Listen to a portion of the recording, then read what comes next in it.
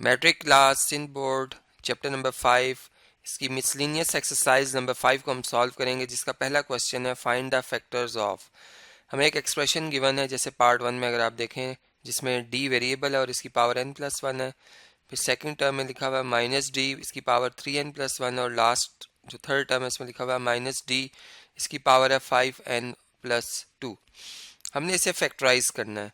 तो देखें, अगर हम यहाँ पे लॉ ऑफ एक्सपोनेंट यूज़ करते हैं तो हम देख रहे हैं कि ये d की पावर n+1, ठीक है, इसको हम यूं लिख सकते हैं कि ये आ जाएगा d की पावर n+1 ही, और यहाँ पे जो माइनस d की पावर 3n है, हम इसको इस तरीके से लिख लेते हैं। हम यहाँ पे लिखते हैं d की पावर 2n, ठीक है, और मल्टीप्लाई बाय d की पावर n+1, ठीक है। यानी जब बेसिस सेम है तो पावर ऐड हो जाती है, जब 2n में आप n+1 ऐड करेंगे तो 3n+1 आ जाएगा। सेम इसी तरह यहाँ पर d की पावर जो है वो आ जाएगी 4n इंटू डी की पावर n+1 इंटू डी की पावर 1, ठीक है। यानी अगर आप इन तीनों जो ये फैक्टर हैं, अगर इनमें इनकी बेस को सेम करें तो पावर ऐड हो जाएंगी। 4n में n+1 ऐड होगा, फिर उसमें 1 ऐड होगा, तो ये 5n+2 हो जाएगा।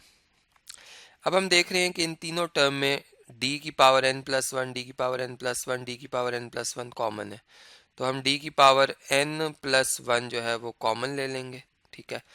यहाँ पर 1 टाइम है d की पावर n+1, यहाँ पर d की पावर जो है n+1 वो d की पावर 2n टाइम है, और लास्ट अगर आप देखें तो यहाँ पर d की पावर n+1 के साथ एक फैक्टर d की पावर 4n है और एक 1 है, यानी इन दोनों को कंबाइन करके लिखें तो ये 4n+1 बन जाता है। यानी पहले तो हम यूँ लिखेंगे 4n, ठीक है, इंटू डी, और नेक्स्ट स्टेप में हम इनको मतलब इस तरीके से भी लिख सकते हैं।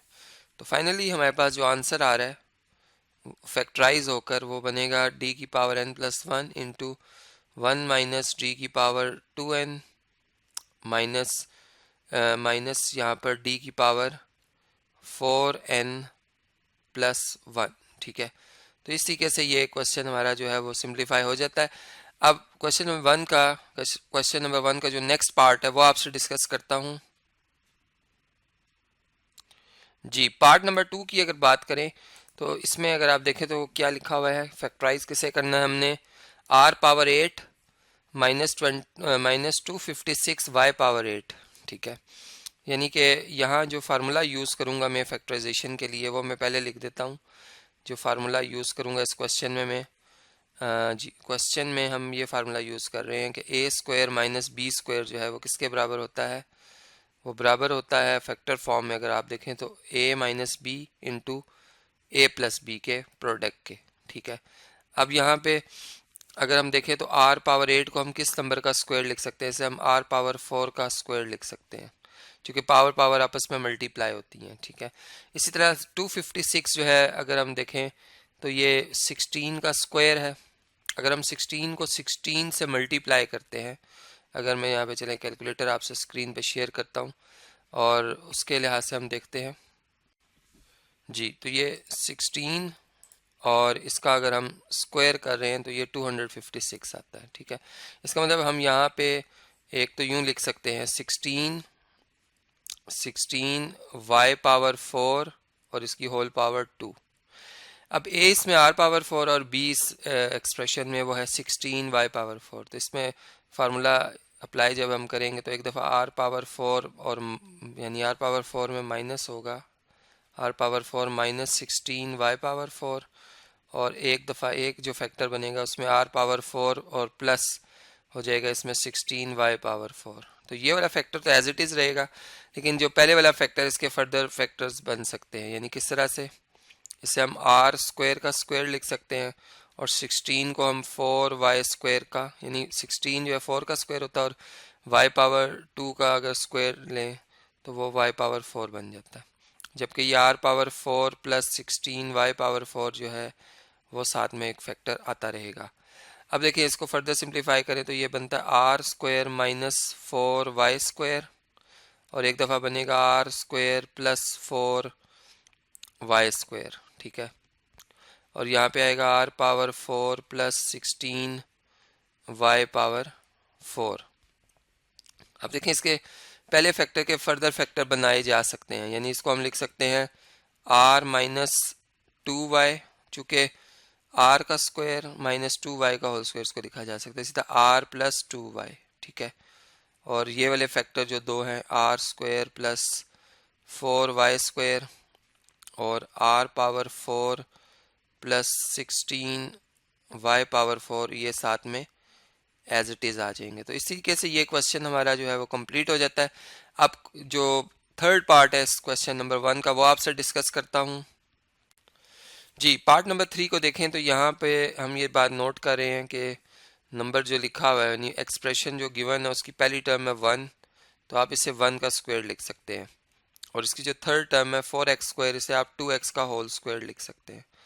अब फार्मूला जो है हमें पता है a प्लस बी के होल स्क्वायर का, वो क्या होता है, वो होता है ए स्क्वायर प्लस 2ab प्लस बी स्क्वायर, ठीक है। अब हम देख रहे हैं कि हमें दो टर्म्स मिल गई हैं, यानी फर्स्ट टर्म भी एक परफेक्ट स्क्वायर है, सेकंड टर्म मतलब जो इसमें मतलब जो थर्ड टर्म है वो भी एक परफेक्ट स्क्वायर है। और फार्मूले को बनाने के लिए हमें 2ab चाहिए, तो 2 इंटू ए 1 है और b 2x है। अगर इनको मल्टीप्लाई करें तो देखें ये मिडल जो टर्म है 4x आ जाता है, ठीक है। इसको बल्कि मैं थोड़ा सा छोटा करके लिख देता हूँ 2x को।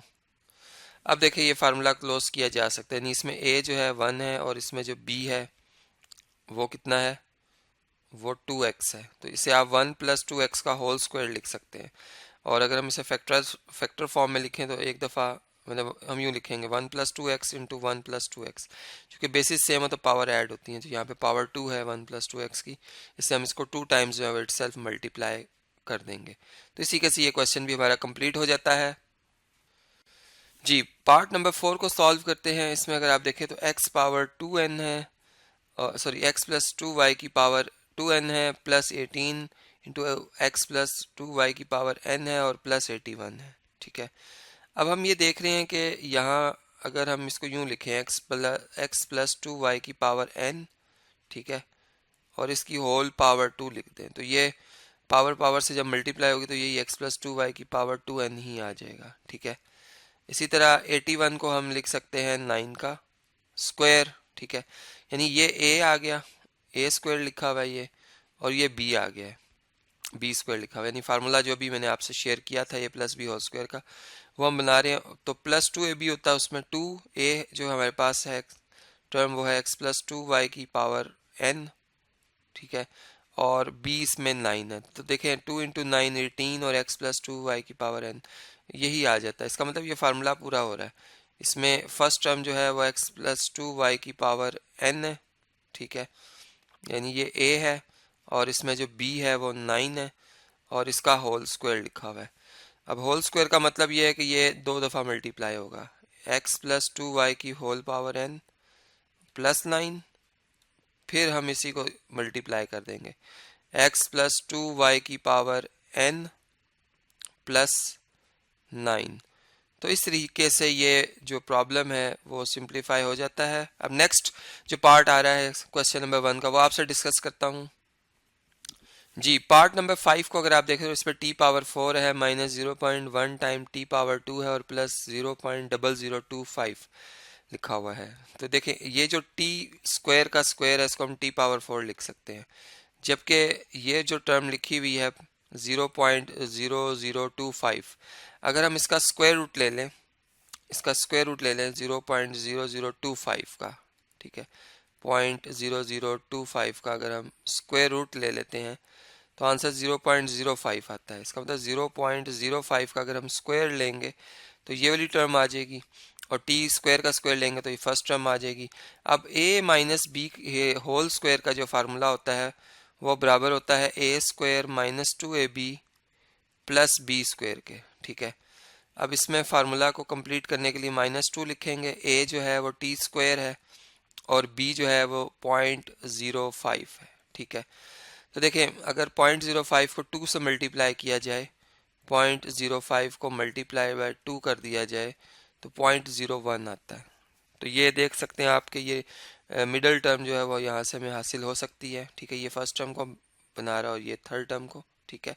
इसका मतलब ये फार्मूला कंप्लीट हो रहा है। इसमें a जो है वो टी स्क्वायर है और b जो है इसमें वो 0.05 है और इसका हम होल स्क्वायर लिख देंगे। तो इसका मतलब हम इसको जब फर्दर और मज़ीद मतलब जब हम सिंप्लीफाई करते हैं तो ये t माइनस 0.05 फिर टी स्क्वायर माइनस 0.05 ये आ जाएगा। तो इस तरीके से ये प्रॉब्लम भी हमारा जो है वो फिनिश होता है, कंप्लीट हो जाता है। अब नेक्स्ट पार्ट जो आ रहा है क्वेश्चन नंबर 1 का, पार्ट नंबर 6 वो आपसे डिस्कस करता हूँ। जी, अगर हम इस पार्ट नंबर 6 को देखें तो इसमें 9a power 4n minus 36x power 2n z power 4n है। हम यहाँ पे ये बात नोट कर रहे हैं कि 9 जो है वो इनमें से कॉमन लिया जा सकता है, इन दोनों में से, दोनों टर्म में से। तो यहाँ पर a की पावर 4n रह जाएगी और यहाँ पे 4 इंटू एक्स की पावर 2n और z की पावर 4n आ जाएगी, ठीक है। अब देखें 9 को तो हम एज इट इज़ रहने देंगे। a की पावर 4n का मतलब है कि अगर हम a की पावर 2n का स्क्वायर लें तो a की पावर 4n आ जाएगी, ठीक है। 2 का स्क्वायर 4 होता है, यहाँ पर हम 2 लिखेंगे, अब बल्कि ब्रैकेट में मिडल स्मॉल ब्रैकेट यूज़ कर लेता हूँ, 2 लिखेंगे, x की पावर n लिखेंगे, z की पावर जो है वो 2n लिख देंगे और इनकी होल पावर 2 लिख देंगे। तो देखें ये अगर आप इस होल पावर को ओपन करते हैं तो 2 का स्क्वायर 4, x की पावर n और 2 मल्टीप्लाई कर 2n हो जाएगा और z की पावर 2n, 2 से मल्टीप्लाई कर 4n आ जाएगा। यानी कि यहाँ तक ये जस्टिफाई हो जाता है रिजल्ट। अब हम इस पे फार्मूला यूज़ करेंगे a square minus B square का, जो बराबर होता है a minus B into A plus B के, ठीक है। तो इसमें अगर आप देखें तो a जो है वो a पावर 2n है, इसमें माइनस होगा b जो कि 2x power n z power 2n है। इसी तरह अब आपने फर्स्ट टर्म जो है उसमें ऐड करना है, यानी a पावर 2n में ऐड करना है सेकंड टर्म को जो कि 2x पावर n और z पावर 2n है, ठीक है। तो इस तरह से ये प्रॉब्लम जो है हमारा वो फिनिश हो जाता है, कंप्लीट हो जाता है।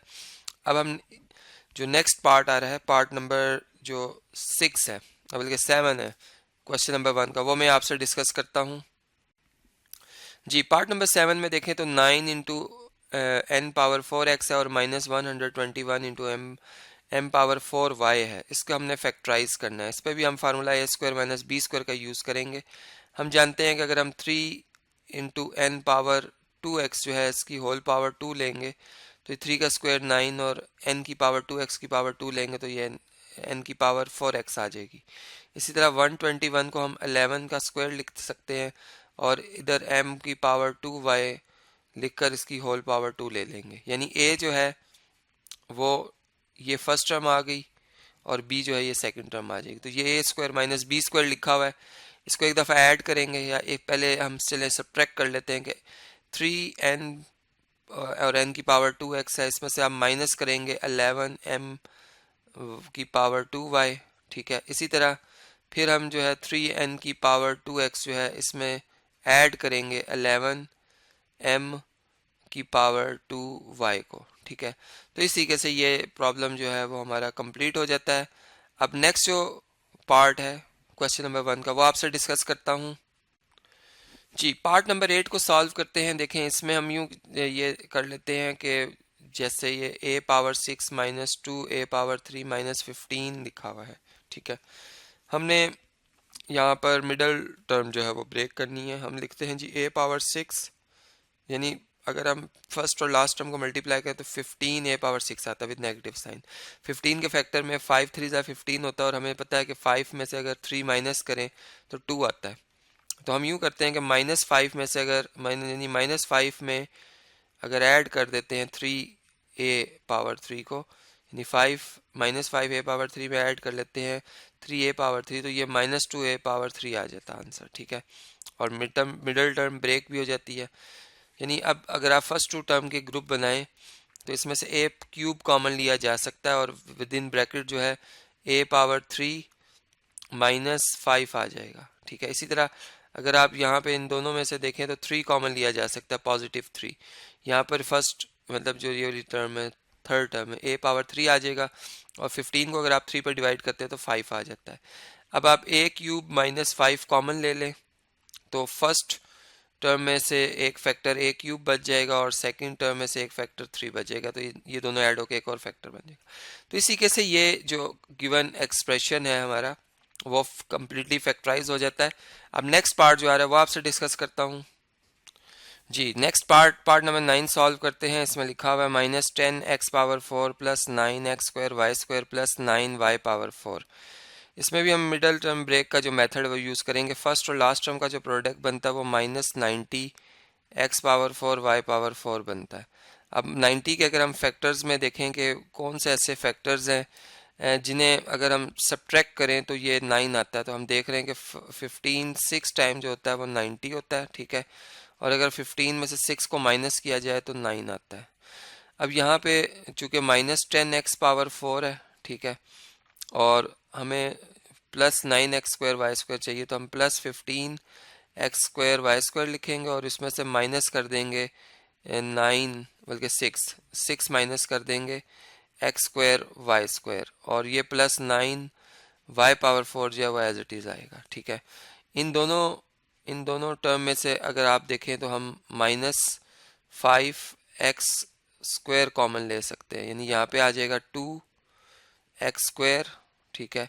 यहाँ से चूंकि नेगेटिव कॉमन लिया तो प्लस का साइन चेंज हो जाएगा माइनस में। 15 को 5 से डिवाइड करेंगे 3x² से कैंसिल y² आ जाएगा यहाँ पे। अब इन दोनों में से अगर आप देखें तो आप 3 इन दोनों के फैक्टर में देख रहे हैं कॉमन आ सकता है और y² आ सकता है विद नेगेटिव साइन। तो यहाँ पर 6 को अगर आप -3 से डिवाइड करेंगे 2 आएगा, x² ख़त्म हो जाएगा, बल्कि सॉरी y² ख़त्म हो जाएगा, y² कॉमन आ गया, मतलब x² आ जाएगा 2 के साथ, और प्लस माइनस जब डिवाइड हो तो माइनस ही आता है, तो और 3 3 9 होता है, 3y⁴ आ जाएगा। अब अगर आप देखें तो इसमें 2x² -3y² जो है वो मतलब कॉमन आ जाएगा इन दोनों फैक्टर में से, और फर्स्ट टर्म से एक फैक्टर -5x² बच जाता है और यहाँ से -3y² बच जाता है। तो इसी केस से ये क्वेश्चन जो है हमारा वो फिनिश हो जाता है, कंप्लीट हो जाता है। हम इन दोनों टर्म में से नेगेटिव साइन भी कॉमन ले सकते हैं, यानी हम इसको फर्दर यूँ लिख सकते हैं कि नेगेटिव साइन इन दोनों टर्म में से कॉमन ले लें, ये दोनों टर्म के साइन जो है वो पॉजिटिव के हो जाएंगे, ठीक है।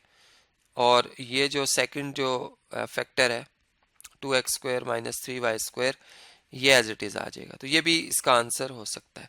अब नेक्स्ट पार्ट आपसे डिस्कस करता हूँ। जी अगर हम इस पार्ट नंबर 10 को देखें तो इसमें 64r⁻6 -s⁻6 है। इसमें हम फार्मूला यूज़ करेंगे a² - b² का। तो हम जानते हैं कि 8r³ का अगर स्क्वायर किया जाए तो 8 का स्क्वायर 64, r³ का स्क्वायर r6 आ जाएगा। इसी तरह s³ का स्क्वायर कर लेंगे तो यही s⁻6 आंसर मिलेगा। तो यहाँ पर हम लिखेंगे 8r³ - s³, ठीक है, और एक दफ़ा लिखेंगे 8r³ + s³। अब यहाँ पर a³ - b³ का फार्मूला और यहाँ पर a³ + b³ का फार्मूला यूज़ किया जा सकता है, यानी इसको हम लिख सकते हैं 2r³ - s³, ठीक है, और इस फैक्टर को हम लिख सकते हैं 2r³ + s³। तो इस पहले वाले फैक्टर में a³ - b³ का फार्मूला यूज़ होगा, जिसको हम लिख सकते हैं a - b × a², यानी ये 4r² हो जाएगा। a² + ab इन दोनों का प्रोडक्ट बनेगा 2rs और प्लस b², यानी कि s²। इसी तरह अगर हम इन दोनों के मतलब इस पे फार्मूला अप्लाई करें तो ये a + b, ठीक है, क्योंकि ये a³ + b³ का फार्मूला, तो a + b a² - ab, तो ये 2rs आ जाएगा और प्लस b²। तो ये इस तरीके से ये वाला जो है हमारा क्वेश्चन कंप्लीट हो जाता है। इस वीडियो को मैं कंटिन्यू कर रहा हूँ नेक्स्ट वीडियो में, जिसमें मैं जो रिमेनिंग क्वेश्चंस हैं वो आपसे जो है वो एक एक करके इस एक्सरसाइज के वो मैं डिस्कस करूँगा।